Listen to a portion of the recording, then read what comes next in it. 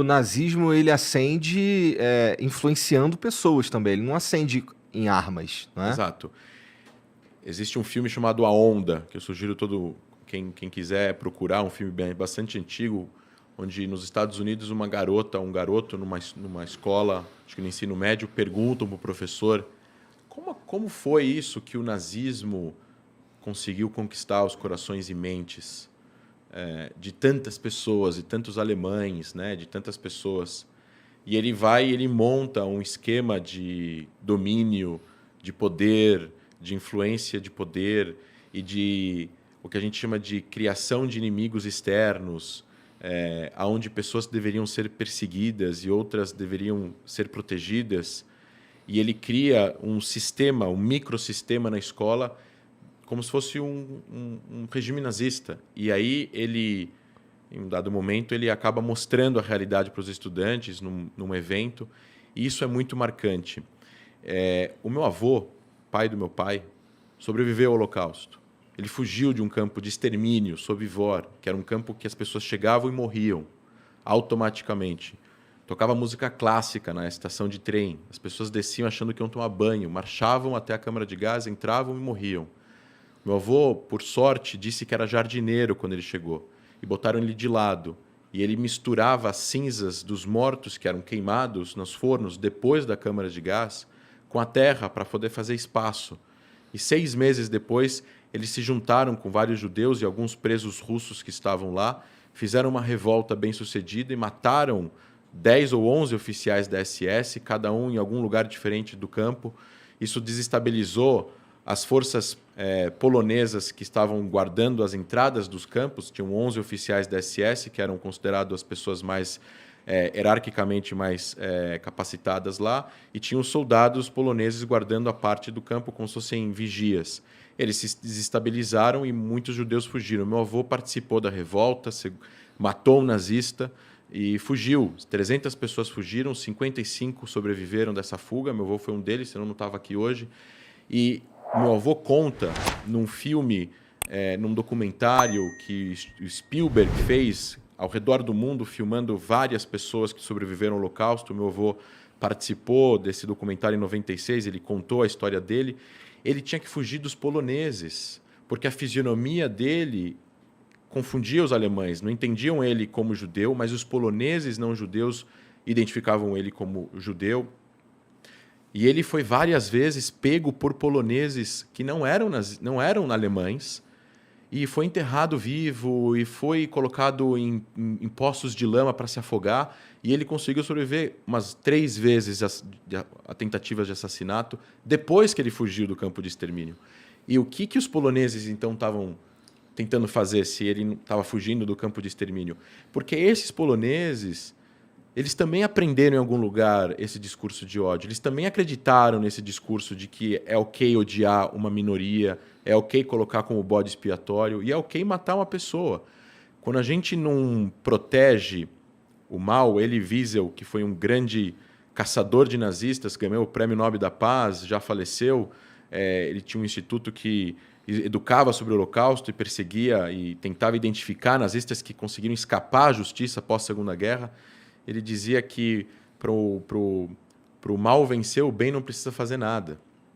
E Einstein também falava algo parecido com isso. Então, eu acho que é muito importante as pessoas entenderem. Eu acho que os seguidores do Flow, como o maior podcast do Brasil, precisam entender. A gente precisa estudar essas questões.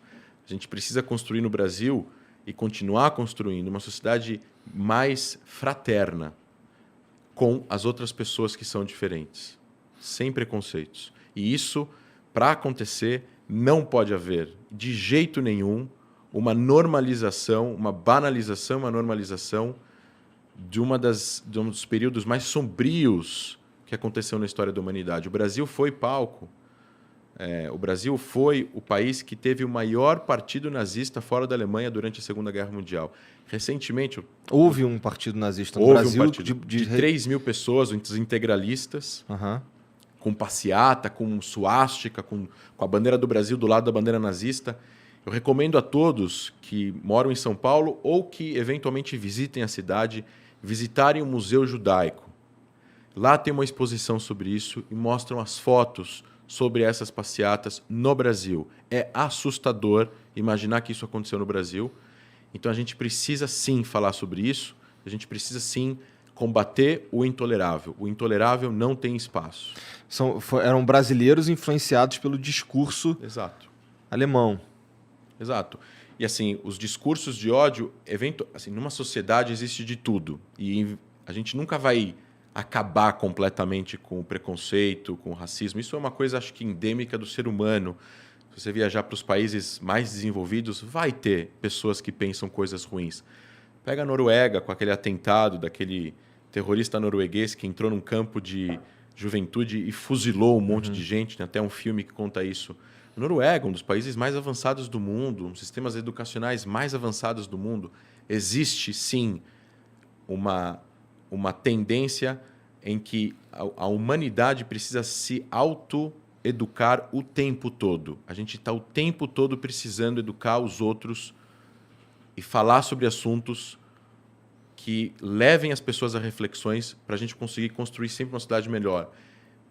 Vai diminuir, não vai desaparecer, mas isso não pode ser normalizado. Precisa ser combatido. No Brasil é ilegal a apologia ao nazismo. No mundo inteiro tirando nos Estados Unidos, por questões culturais dos Estados Unidos, a maioria das pessoas e dos países são contra essa liberdade que existe nos Estados Unidos. Recentemente passou um vídeo de uma passeata nazista em Orlando, onde as pessoas estavam com bandeiras nazistas. Há poucos anos atrás teve naquele caso de Chernobyl, acho que é o nome da cidade, onde teve protestos dos dois lados, teve atropelamento, teve morte.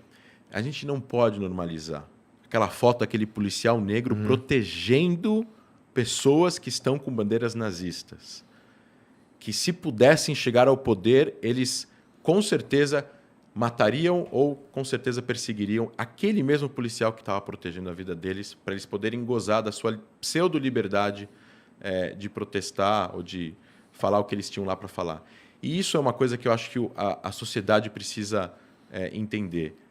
Tem discursos, tem maneiras, tem ideias que elas são tão perigosas para a própria sociedade que elas precisam ser combatidas no início, no começo, na educação primária, na educação do ensino médio, no sistema jurídico, na política, na mídia, na academia, em todos os lugares, porque a gente não pode normalizar. Porque se a gente normaliza, a gente tende a repetir isso. Não quando a gente, talvez não nós, mas futuras gerações. Por isso que é tão importante. Tu diria que existe um trabalho nesse sentido, de educação para conscientizar e tudo mais? Existe legislação no Brasil, existe conscientização, mas tem que sempre continuar a fazer mais. Porque quanto mais a gente saber disso, mais as pessoas jamais concordariam com uma ideia de que um partido nazista seria ok participar do debate democrático e de eleições no Brasil. Não é ok em nenhuma instância isso. E se tiver alguém que se convenceu que isso era ok, não, isso não é ok, isso é ilegal no Brasil, é amoral, é antiético e é perigoso. E é por isso que é muito importante, mais ainda, a gente conseguir trazer esses temas à tona. Eu até sugiro você deixar, por alguns programas, se você quiser, o livro na mesa para trazer talvez essa conscientização. Eu posso te mandar os links do Museu Judaico, tem o Museu do Holocausto em Curitiba, tem o Memorial do Holocausto no Rio de Janeiro, tem vários lugares. E eu volto e repito o que eu falei no começo.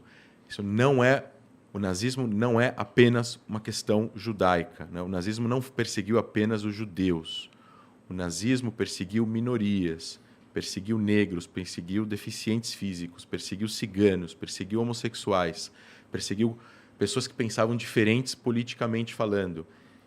E essas pessoas também precisam ser colocadas hoje aqui como pessoas perseguidas. E eu, como estou aqui falando, então, humildemente me coloco representando também essas pessoas, que elas também foram perseguidas pelos nazistas.